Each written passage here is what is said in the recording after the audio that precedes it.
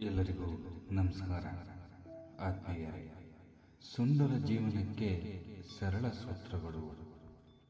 ಯಾವುದೇ ಆಗಲಿ ಅದು ನಿಮ್ಮದಲ್ಲದಿದ್ದರೆ ಅದನ್ನು ತೆಗೆದುಕೊಳ್ಳಬೇಡಿ. ವಿಷಯ ಏನೇ ಇರಲಿ ಅದು ನಿಜವಲ್ಲದಿದ್ದರೆ ಇನ್ನೊಬ್ಬರಿಗೆ ಹೇಳಬೇಡಿ.